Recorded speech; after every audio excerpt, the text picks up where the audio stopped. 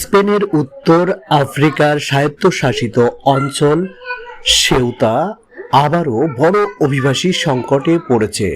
বৃহস্পতিবার কয়েক ঘন্টার মধ্যেই আনুমানিক 2 থেকে 3 হাজার অভিবাসী মরক্কো থেকে সমুদ্র পথে সাঁতরে সীমান্তের পাথরের বাঁধ ঘুরে এবং বেড়া অতিক্রম করে সেউতায় প্রবেশ করেন। পরিস্থিতি নিয়ন্ত্রণে স্পেন অতিরিক্ত পুলিশ, নিরাপত্তা বাহিনী ও সামরিক সদস্য মোতায়েনের সিদ্ধান্ত নিয়েছে। একই সঙ্গে সমুদ্রে আটকে পড়া অভিবাসীদের উদ্ধারে সিভিল গার্ড, ম্যারিটাইম রেস্কিউ ও রেড ক্রস অভিযান চালাচ্ছে। স্থানীয় কর্তৃপক্ষ জানিয়েছে, অভিবাসী গ্রহণ কেন্দ্রগুলো ধারণ ক্ষমতার বাইরে চলে গেছে।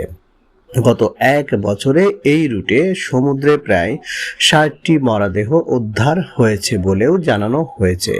এর আগে 2021 সালেও একইভাবে মরক্কো থেকে হাজারো অভিবাসী সেউতায় প্রবেশ করেছিলেন।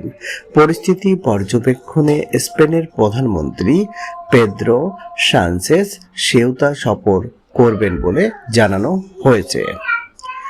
আপনার মতে ইউরোপের অভিবাসন সংকট মোকাবেলায় কী ধরনের পদক্ষেপ নেওয়া উচিত? মন্তব্যে আপনার মতামত আশা করছি।